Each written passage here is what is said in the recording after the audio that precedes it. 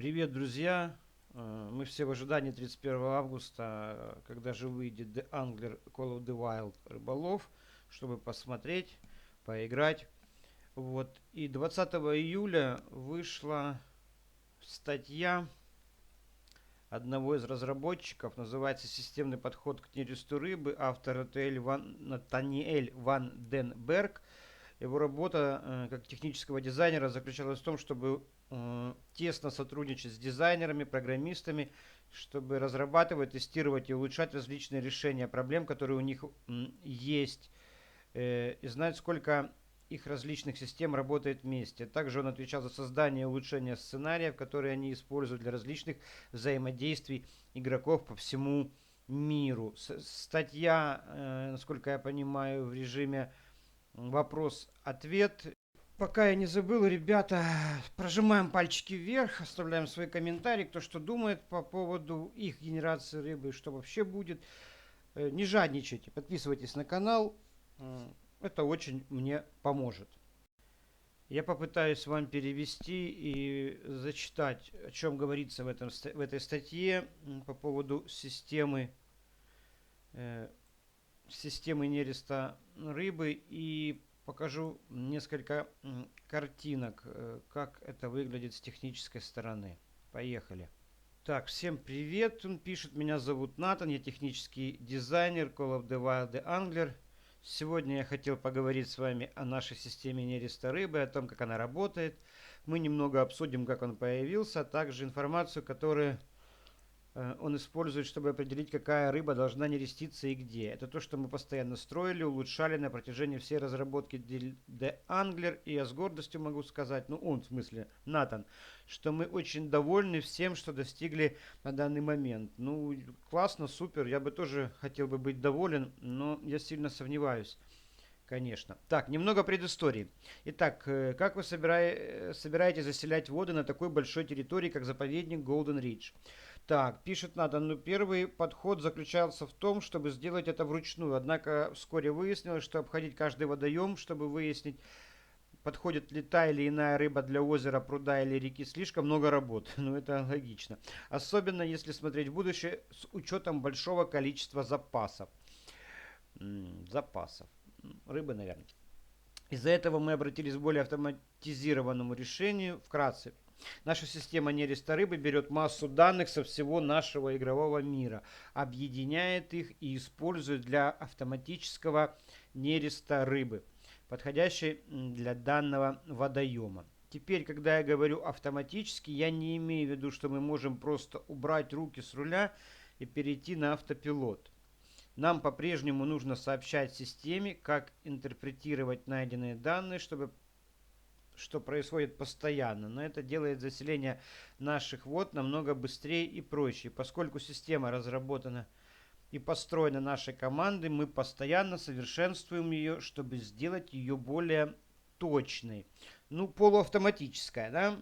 То есть ручное управление клевом и расселением рыбы никто не убирал, да, это уже действует у нас в играх существующих. О рыбалке, тут я вставлю сейчас вам скриншотик, скриншотик достаточно интересный, как это выглядит все, пытаюсь его рассмотреть. И вот что пишет Натан. На изображении, которое я вам показываю сейчас прямо, мы видим одно из многих мест, где игрок может ловить рыбу. Мы можем видеть, где рыба плавает в режиме реального времени, включая ее вид и размер. Ну, рыба будет в воде, это отлично, отлично. Я так понимаю, вон, перч, да, yellow perch. Вот прямо там, где хук, видите, написано крючок. Yellow perch. Это желтый окунь. Вот, к сожалению, я не могу здесь. Вон справа траут Rainbow, это форель радужная. Ну и дальше вон рыбки. У меня очень мелкий шрифт, я не могу вам перевести. Потом рассмотрю. То есть мы видим, да, она будет плавать в воде, это прекрасно. Что означает вот эти цвета? Розовый, желтый, красно-оранжевый квадратики, да? Это зоны, я так скорее, я себя понимаю, да, зоны, в которых наиболее рыба, где она будет генериться и где наибольший шанс поклевки, да. Дальше пробуем читать. Данные. Хорошо, не говоря уже об этом, что это за тонна данных, которые мы собираем. Это смесь информации, которая присутствует в мире, и значений, которые мы выводим на основе этой информации, а также внешних факторов. Мы используем более 20 различных фрагментов данных, которые взаимосвязаны. Мы уже слышали о глубине воды, времени суток, температуре, но мы также смотрим на скорость течения, мутность и донную растительность, среди прочего. Это очень интересный подход. Это все как бы логично. Но опять-таки, как оно будет работать в игре, посмотрим. Но это такие показатели, которые, в принципе, да, могут влиять. И это хорошо, что они их используют. Используя всю эту информацию, мы, то есть они, можем эффективно присвоить каждому кусочку воды класс по видам рыб. Ну, как я и сказал, квадратики вот эти, которые вы видите на экране, там, где одно место может быть идеальным для большеротого окуня, температура в самый раз, он получает всю пищу, которую ищет, и у него много растительности для охоты. Это же место не подойдет для лосося и кого-то там еще. Будем считать форели. Это логично. Да, среда обитания разных видов рыб на разных глубинах, в разной растительности, вот мутности, как они сказали, это хорошо. То есть на квадратиках, вот это квадратики, это места обитания, да, то есть там, где будет генерироваться рыба и клевать лучше именно этот вид рыбы. Тут вопрос, как мы будем это искать. Да, вот в той игре, которая сейчас там выйдет 22 августа, окончательном симуляторе рыбалки 2, ну там для этого придумали скилл. Так, давайте читаем дальше. Правильный выбор рыбы. Иметь много данных о нашем мире – это здорово, но сопоставить их с тем, что на самом деле нужно нашим рыбам, вот где происходит волшебство. Наша система, которую в шутку называют рыбный рыбный труд, кого трет, проверяет каждое место, чтобы убедиться, проверяет каждое место, чтобы убедиться, что условия подходят для каждого вида рыб. Если оценка хорошая и соблюдены минимальные условия, в этом месте можно найти рыбу. Однако это еще не все. Так, я вам покажу еще один скриншот с другого ракурса. Это те самые дампы, ребята. Дампы, кто помнит четвертую мошенническую игру, дампы. Это те самые дампы. Чем выше уровень, тем крупнее рыба. Так, давайте еще раз подумаем.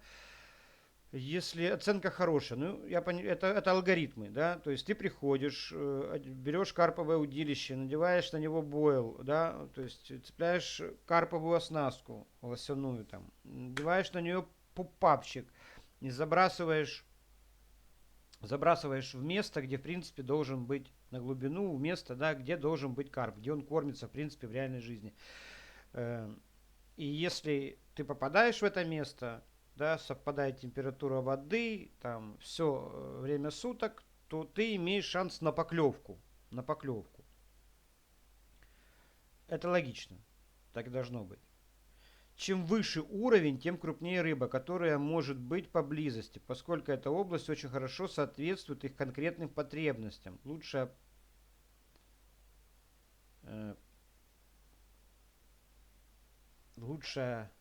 Что-то лучшее означает большую рыбу. Я так понимаю, возможно, здесь имеется в виду или насадка. Лучшая насадка означает большую рыбу. Правильная насадка. Тут немножко непонятно. Чем выше уровень, тем крупнее рыба. Чей уровень? Рыболова? Ну, если уровень рыболова, возможно, шанс на генерацию крупной рыбы к большему уровню выше. Но это мы уже проходили в Fishing Planet, там где самую крупную рыбу ловят самые большие уровни, и редко когда маленькие уровни ловят могут их переловить по весу. Ну ладно, посмотрим. Вот такой вот скриншот. Читаем дальше. С таким большим количеством информации нам нужно несколько инструментов, которые могут нам дать четкое представление о том, что происходит. На изображении, которое мы видим, вы можете увидеть два таких инструмента. Слева находится наша карта данных. Карта данных, видите? Которая может очень точно показать нам, где мы можем найти конкретную рыбу определенного ранга. Так, это распределение рыбы, да, слева. Справа вы можете увидеть наш прилавок с рыбой. Хреново. Ну, короче, да, это дампы. Справа дампы. Показывает нам общее количество рыб и разбивает их по видам и рангам. Ну, я так понимаю, вид, да, по видам и рангам. Ну, фиг знает, что это означает. По видам мы поняли, по рангам, я так понимаю, по весу или что, какими-то рангами. Ну, вон там написано золотая форель, радужная форель, спауны, видите, 52, 12, 11. Ну, в общем, какая-то своя система распределения, где она лучше генерируется, пока непонятно, да, статично это или динамично. Так, что может быть в будущем? Конечно, ни одна система не безупречна, поэтому мы стремимся постоянно улучшать наш нерест рыбы и делать результаты все более и более реалистичными. Как и сам The Angler. Это постоянный проект, это потрясающе. Это я от себя добавляю, который будет развиваться там, где это нужно в игре. Дай бог. Любопытно посмотреть, сможете ли вы в сообществе найти свою любимую рыбу в заповеднике. Ну, для того, чтобы найти свою любимую рыбу в заповеднике, ее туда нужно добавить, да. Для меня это карп, в частности, зеркальный, а в игре кои. Ну, вот когда добавите, тогда мы будем искать свою любимую рыбу. А пока при выходе будем искать нелюбимую, да. Yellow перчик будем искать. Так, об авторе, ребята. Об авторе я сделаю скриншот. Вот сейчас вам прям показываю этот скриншот. Видите, рыболов. Перчика поймал, обычного, правда, нашего полосатого. Натаниэль Вандерберг. Ну, короче, Натан ловец окуней. И думаю, нам это неплохо, да, что хотя бы хищную рыбу они понимают, как ловить, и как оно должно выглядеть в игре, да, и как оно ловится, и что. Будем надеяться, что все-таки здесь будет самая лучшая система генерации рыбы.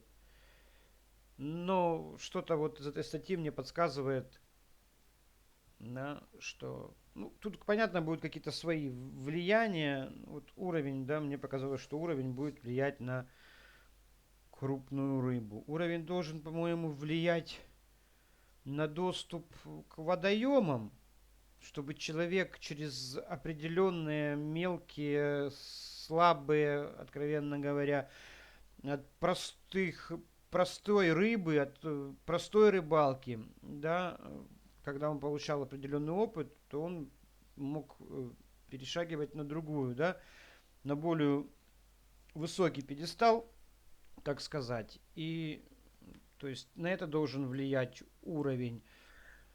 На многие другие вещи, ну, это все равно должен быть доступ, возможность использовать, ловить, но никак не должен влиять уровень игрока на рыбу. Если у меня 50 уровень, то я должен ловить всех рыб по 150 тысяч килограмм.